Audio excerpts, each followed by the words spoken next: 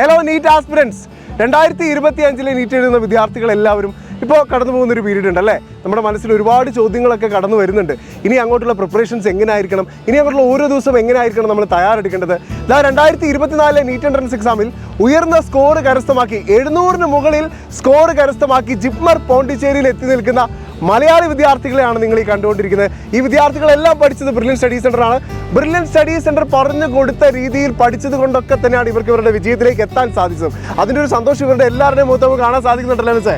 അപ്പോൾ തീർച്ചയായിട്ടും നമുക്ക് ഈ വിദ്യാർത്ഥികളോട് ചോദിച്ചറിയേണ്ടത് ഇവരുടെ അവസാനവട്ട തയ്യാറെടുപ്പുകളും ഇനി അങ്ങോട്ടുള്ള ദിവസങ്ങൾ അവരെങ്ങനെയാണ് പഠിച്ചുകൊണ്ടിരുന്നത് എന്നൊക്കെയുള്ളതാണ്. അപ്പോൾ നമുക്കത് ചോദിച്ചറിയാം. അപ്പോൾ മക്കളെ, നിങ്ങൾ ആദ്യം തൊട്ട് പഠിച്ചു തുടങ്ങിയ ഒരു രീതി ഉണ്ടാവും അല്ലേ, കുറേ സ്ട്രാറ്റജീസ് ഒക്കെ ഫോളോ ചെയ്തിട്ടുണ്ടാവും. അതേപോലെ അവസാന വട്ടം, അതായത് നീറ്റ് അടുത്ത സമയത്ത് നിങ്ങൾ പഠിച്ച കുറച്ച് രീതികളും സ്ട്രാറ്റജീസും ഒക്കെ ഉണ്ടാവും അല്ലേ. ഇപ്പോൾ 2025 നീറ്റ് എഴുതാൻ പോകുന്നവർ അവരുടെ അവസാന വട്ട പ്രിപ്പറേഷൻസിൽ നിൽക്കുകയാണ്. ആ സമയത്ത് എന്തൊക്കെയാണ് ശ്രദ്ധിക്കേണ്ടത്, എങ്ങനെയാണ് പ്രിപ്പയർ ചെയ്യേണ്ടത്? എൻ്റെ പേര് മുഹമ്മദ് ഷാഫി. ഞാൻ കോഴിക്കോട് നിന്നാണ് വരുന്നത്. ഈ അവസാനത്തെ 3 month പ്രിപ്പറേഷൻ എന്ന് പറയുമ്പോൾ എല്ലാവരും ആദ്യം പറയുമ്പോൾ തന്നെ കഴിയുമ്പോൾ NCERT ബേസ് ചെയ്തിട്ട് തന്നെ പോകാൻ ശ്രമിക്കുക. പിന്നെ ഈ ഔട്ടൊന്നും ആരും പഠിക്കാതെ NCERT ബേസ് ചെയ്തിട്ടുള്ള കാര്യങ്ങളിൽ പഠിക്കാൻ ശ്രമിച്ചുകൊണ്ടിരിക്കുക. ഈവൻ ബയോളജി, കെമിസ്ട്രി, ഫിസിക്സ് ആയാലും ഒക്കെ. പിന്നെ നമ്മുടെ ഷോർട്ട് നോട്ട്സ് ഉണ്ടാവും കുറേ, ഫിസിക്സ് ആയാലും കെമിസ്ട്രി ആയാലും ഒക്കെ. അത് കഴിയുമ്പോൾ മെമ്മറൈസ് ചെയ്യാൻ വേണ്ടിയിട്ട് റിവിഷൻ ചെയ്തുകൊണ്ടിരിക്കുക. പിന്നെ നമ്മൾ തെറ്റിപ്പോയ ക്വസ്റ്റ്യൻസ് ഉണ്ടാവും. പിന്നെ ബ്രില്യൻറ്റിൻ്റെ BTS സീരീസ്, അതായത് മോഡൽ എക്സാം ക്വസ്റ്റ്യൻ സീരീസ് വരുന്നുണ്ടാവും. അതായാലും പിന്നെ ഓൾറെഡി യൂണിറ്റ് മറ്റേ വീക്കിലി നടക്കുന്ന എക്സാംസിലും എല്ലാം തെറ്റിപ്പോയി ക്വസ്റ്റ്യൻസ് നിങ്ങൾ എഴുതിയെടുത്തിട്ടുണ്ടാവും. അതെല്ലാം നിങ്ങൾ കഴിയുമ്പോൾ റിവൈസ് ചെയ്ത് അതിൽ നിന്ന് എന്തായിരുന്നു നിങ്ങളുടെ തെറ്റിപ്പോയ തിയറി പാർട്ട് അതെല്ലാം മനസ്സിലാക്കി അതെല്ലാം നിങ്ങൾ കവറപ്പ് ചെയ്ത് വരാൻ ശ്രമിക്കുക. മാക്സിമം ക്വസ്റ്റ്യൻസ് നിങ്ങൾ ട്രൈ ഔട്ട് ചെയ്തുകൊണ്ടിരിക്കുക. ഒരിക്കലും ടെൻഷൻ ആകാതിരിക്കുക. ടെൻഷനായെന്ന് വിചാരിച്ച് നിങ്ങളുടെ റാങ്ക് ഒരിക്കലും കൂടാൻ പോകുന്നില്ല. പക്ഷേ ആ ഒരു സമയം കൂടി നിങ്ങൾ പഠിച്ചു കഴിഞ്ഞാൽ നിങ്ങൾക്ക് യൂസ്ഫുൾ ആയിരിക്കും. സോ അങ്ങനെ ചിന്തിച്ച് നിങ്ങൾ പഠിക്കാൻ മാത്രം ശ്രമിച്ചുകൊണ്ടിരിക്കുക. അപ്പോൾ നമ്മുടെ ബ്രില്യൻ്റെ ഏറ്റവും വലിയ പ്രത്യേകതയാണ് അവസാനം ഒരു 2-3 മാസം കൊടുക്കുന്ന മോഡൽ സീരീസ് എന്ന് പറയുന്നത് അല്ലേ. അപ്പോൾ അതെന്ന് പറയുന്നത് ഭയങ്കര റെലവൻ്റ് ആയിട്ടുള്ള ഒരു കാര്യമാണ്. നിങ്ങൾക്ക് എത്രത്തോളം നിങ്ങളുടെ ഒരു നീറ്റ് സ്കോർ ഉയർത്താനായിട്ട് ഈ ഒരു അവസാനഘട്ട മോഡൽ എക്സാംസ് ഹെൽപ്പ് ചെയ്തിട്ടുണ്ടായിരുന്നു. കാരണം ഇപ്പം ആദ്യം കുറച്ച് യൂണിറ്റ് എക്സാംസ് ആയിരിക്കും, ഓരോ യൂണിറ്റ് വൈസ് ആണ്, പിന്നെ ഓൾ യൂണിറ്റ് എക്സാംസ് ഉണ്ട്. അങ്ങനെ പല റൗണ്ട് ഈ എക്സാംസ്, ഈ ചാപ്റ്റേഴ്സ് റിവൈസ് ചെയ്യുമ്പോൾ ഈ സ്കോർ ഉയർത്താനും പിന്നെ അപ്പിയർ ചെയ്തപ്പോഴും എത്രത്തോളം ഇത് നിങ്ങളെ ഹെൽപ്ഫുൾ ആയിരുന്നു? എനിക്കൊക്കെ വീക്കിലി എക്സാം സ്റ്റാർട്ടിംഗ് ഒക്കെ ഒരു 600 സംതിങ് റേഞ്ച് മാർക്ക് ഉണ്ടായിരുന്നുള്ളൂ. പിന്നെ അതൊരു ക്രിസ്മസ് ഒക്കെ എക്സാമിനൊക്കെ ആയപ്പം അത് കുറച്ചൊരു 650 അങ്ങനെയൊക്കെ ആയി. പിന്നെ വീണ്ടും മോഡൽ എക്സാമൊക്കെ തുടങ്ങിയപ്പോൾ വീണ്ടും മാർക്ക് നല്ലോണം കുറഞ്ഞു. അപ്പോൾ ഞാൻ ഹോപ്പ് കൈവിട്ടില്ല. പിന്നെ എല്ലാ എക്സാമും ബ്രില്യൻ്റെ ഒരു എക്സാമും ഞാൻ മിസ് ചെയ്തിട്ടില്ല. അങ്ങനെ എക്സാം എഴുതി ഓരോ ക്വസ്റ്റ്യനും കണ്ട് പരിചയമായി, എല്ലാം ഫെമിലിയറായി. അങ്ങനെ ലാസ്റ്റ് 650 അത് വീണ്ടും 700 കയറാൻ പറ്റി. അപ്പം ബ്രില്യൻ്റിൽ എക്സാം ഒരിക്കലും മിസ് ചെയ്യരുത്. അത് നിങ്ങൾ എത്രത്തോളം എഴുതുന്നോ, എത്ര എക്സാം എഴുതുന്നോ അത്രയും ഹെൽപ്ഫുൾ ആയിരിക്കും. ഇപ്പോൾ odd batch, even batch separate exam ഉണ്ടാവും. അപ്പം നിങ്ങൾ ഈവൺ ബാച്ച് ആണെങ്കിൽ ഓഡ് ബാച്ചിന് കൂടി എഴുതുക. പിന്നെ അതുപോലെ തന്നെ ഒരു എക്സാമിന് മുമ്പിട്ട് പ്രീ മോഡൽ അങ്ങനെയൊക്കെ ടാബിൽ നിങ്ങൾക്ക് ക്വസ്റ്റ്യൻ വരും, അതും ചെയ്യുക. ഒന്നും മിസ്സാക്കരുത്, മാക്സിമം ക്വസ്റ്റ്യൻ ചെയ്യുക. അത് മാത്രം ചെയ്താൽ മതി. പിന്നെ ലാസ്റ്റ് തന്നെ തിയറി അതൊന്നും വീണ്ടും നോക്കാൻ പോകരുത്. നോക്കാം, ബട്ട് നിങ്ങൾ മാക്സിമം ഷോർട്ട് നോട്ട്സ് ഉണ്ടാക്കിയതും അതൊക്കെ ഉണ്ടെങ്കിൽ അത് നോക്കുക. അതായിരിക്കും ഹെൽപ്ഫുൾ. ലാസ്റ്റ് വീണ്ടും ആദ്യം തിയറി പഠിക്കാൻ ടൈം കിട്ടില്ല. അപ്പം മാക്സിമം ക്വസ്റ്റ്യൻ ചെയ്യാം, അത്ര തന്നെ. എൻ്റെ പേര് മുഹമ്മദ് ഷഹൽ. ഞാൻ മലപ്പുറത്ത് നിന്ന് വരുന്നു.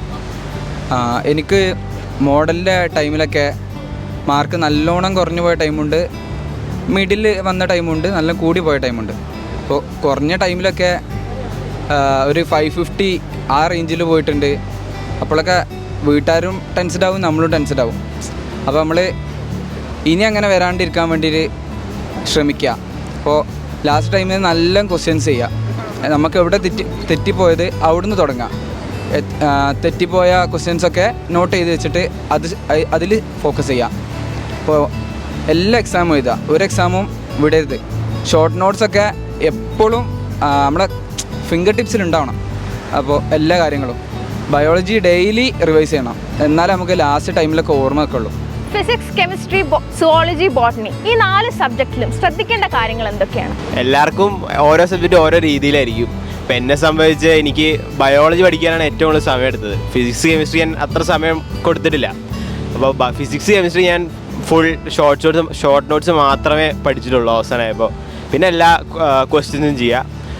അതായത് ബ്രില്യൻ്റെ മോഡൽ എക്സാമിൻ്റെ questions, odd batch, even batch, അതല്ലാണ്ട് ടാബിൽ വരുന്ന ക്വസ്റ്റ്യൻസ്. ഫിസിക്സ്, കെമിസ്ട്രി അത് മാത്രമേ ഞാൻ ചെയ്തു. പക്ഷെ ബയോളജി ഞാൻ NCERT എല്ലാ ചാപ്റ്ററും എടുത്ത് വായിക്കാൻ നോക്കിയിട്ടുണ്ട്. അത് ഓൾമോസ്റ്റ് ഞാൻ കംപ്ലീറ്റും ചെയ്തായിരുന്നു അവസാനമായപ്പോൾ. അപ്പോഴാണ് എനിക്കൊരു കോൺഫിഡൻസ് വന്നത്. എല്ലാം കംപ്ലീറ്റ് ചെയ്തു എന്ന കോൺഫിഡൻസ് വന്നപ്പോൾ തന്നെ ഞാൻ അറിയാണ്ട് തന്നെ എൻ്റെ മാർക്ക് കൂടാൻ തുടങ്ങി. അങ്ങനെ അവസാനമായപ്പോൾ ഒരു നല്ല സ്കോറിലേക്ക് എത്താൻ പറ്റി. നമ്മൾ ഇനിയുള്ള കുറച്ച് ഉള്ള സമയത്ത് നമ്മൾ ഇനി ഏറ്റവും കൂടുതൽ ഇമ്പോർട്ടൻസ് കൊടുക്കേണ്ടത് എന്തിനാണ്? സ്കോറിനാണോ, മാർക്കിനാണോ, അല്ലെങ്കിൽ പഠന രീതികളിലാണോ? ഏറ്റവും കൂടുതൽ ഇമ്പോർട്ടൻസ് എന്തിനാണ്? നമ്മളിപ്പോൾ ഏറ്റവും കൂടുതൽ ഇമ്പോർട്ടൻസ് കൊടുക്കുന്നത് നമ്മളെ എയിമിനാണ്. സ്കോറും മാർക്കും ഒന്നുമല്ല. നമ്മൾക്ക് ഏത് കോളേജ് വേണം നമ്മളത് ആദ്യം തീരുമാനിച്ച് വെക്കണം. എന്നിട്ട് നമ്മൾ എന്ത് ചെയ്യണം, അതിന് വേണ്ടിയിട്ട് പരിശ്രമിക്കണം. നമ്മൾക്കിപ്പോൾ സ്കോർ കുറയാം, ചില എക്സാമിന് ടഫ് എക്സാം വരാം, അപ്പോൾ സ്കോർ കുറയും. ചിലപ്പോൾ ഈസി എക്സാം വരും, നല്ല സ്കോറും നല്ല റാങ്കും കിട്ടും. പക്ഷെ അതൊന്നും മാറ്റർ ചെയ്യില്ല. അവസാനം നീറ്റ് ഒരു എക്സാമേ ഉള്ളൂ. അപ്പോൾ ആ എക്സാമിന് നമ്മൾ മാക്സിമം എഫേർട്ട് ഇട്ട് ചെയ്യണമെങ്കിൽ നമുക്ക് ആ മോട്ടിവേഷൻ കീപ്പ് ചെയ്യണമെങ്കിൽ നമ്മൾ ആ എയിം നോക്കി തന്നെ നോക്കണം. നമ്മൾ ഒറ്റൊരു എയിം, സിംഗിൾ എയിം നമ്മളിങ്ങനെ പോകണം, ഒരു തപസ് പോലെ പോകണം ഇനി ബാക്കിയുള്ള 3 മാസങ്ങൾ. ആ ഒരു എയിം വെച്ചിട്ട് പഠിച്ചുകൊണ്ടാണ് നമ്മളിപ്പോൾ എല്ലാവരും ജിപ്മറിൽ നിൽക്കുന്നത്. അപ്പോൾ നിങ്ങൾക്കും ഇങ്ങനെ ജിപ്മറിലും എയിംസിലും എല്ലാം നിൽക്കണമെങ്കിൽ ഏറ്റവും ഇമ്പോർട്ടൻ്റ് എയിമാണ്. അപ്പോൾ അഭിനവ് പറഞ്ഞത് വളരെ സ്ട്രൈക്കിംഗ് ആയിട്ടുള്ളൊരു കാര്യമാണ്. ഏറ്റവും ഇമ്പോർട്ടൻസ് കൊടുക്കേണ്ടത് നമ്മൾ എന്തിനാണ്? നമ്മുടെ ലക്ഷ്യത്തിനാണ്. ലക്ഷ്യമുറച്ചതാണെങ്കിൽ നമുക്ക് നമ്മുടെ ലക്ഷ്യത്തിലേക്ക് എത്തിച്ചേരാനുള്ള മാർഗ്ഗങ്ങളും ഒക്കെ വളരെ സ്മൂത്തായിട്ട് മുന്നോട്ട് പോകും അല്ലേ? അപ്പോൾ 2025 നീറ്റ് എൻട്രൻസ് എക്സാം എഴുതുന്ന വിദ്യാർത്ഥികളോട് എന്താണ് പറയാനുള്ളത്? എനിക്ക് പറയാനുള്ളത് ഇവരൊക്കെ പറഞ്ഞു തന്നെയാണ് ഏറ്റവും ഇമ്പോർട്ടൻ്റ് കാര്യങ്ങൾ. അതിൻ്റെ അർത്ഥം ഓരോ നിങ്ങൾക്ക് ഏറ്റവും ഫേവറേറ്റ് സബ്ജക്റ്റ് ഉണ്ടാവും, നിങ്ങൾക്ക് കോൺഫിഡൻ്റ് ആയ സബ്ജക്റ്റ് ഉണ്ടാവും, അത് നിങ്ങൾ അതിനനുസരിച്ച് പഠിക്കണം പറഞ്ഞ പോലെ. പിന്നെ നീറ്റ് എക്സാമിനെ കുറിച്ച് പറയുകയാണെങ്കിൽ നീറ്റ് എക്സാമിൻ്റെ സമയത്ത് ഏറ്റവും ഇമ്പോർട്ടൻ്റ് ഒന്ന് ടൈം മാനേജ്മെൻറ്റും, പിന്നെ എക്സാമിൻ്റെ സമയത്ത് നമ്മൾ കോൺഫിഡൻസ് ആയിരിക്കണം. നമ്മൾ ഒരിക്കലും എക്സാമിൻ്റെ സമയത്ത് ടെൻഷനായി പോയി ആ ടെൻഷനിൽ കെയർലെസ് മിസ്റ്റേക്ക് വരുത്തും. അത് കുറയ്ക്കാൻ ഭയങ്കരമായിട്ട് ശ്രമിക്കണം. പിന്നെ ഇതൊക്കെയാണ് ഏറ്റവും ഇമ്പോർട്ടൻ്റ് കാര്യമാണ്. ബാക്കിയെല്ലാം ഇവർ തന്നെ പറഞ്ഞു കഴിഞ്ഞിരിക്കുന്നു. പിന്നെ എയിം വെച്ച് പഠിക്കണം. നമ്മളൊരു കോളേജ് എപ്പോഴും ടോപ്പ് കോളേജ് തന്നെ എയിം ചെയ്യുക. അപ്പോൾ നമുക്ക് കറക്റ്റ് നമ്മുടെ ലക്ഷ്യത്തിൽ എത്തിച്ചേരാൻ പറ്റും. അതാണ് എനിക്ക് പറയാനുള്ളത്. അപ്പോൾ അടുത്ത കൊല്ലം നമുക്ക് ഇവിടെ കണ്ടുമുട്ടാം. Brilliant Study Center, India's #1 coaching center for NEET and JEE.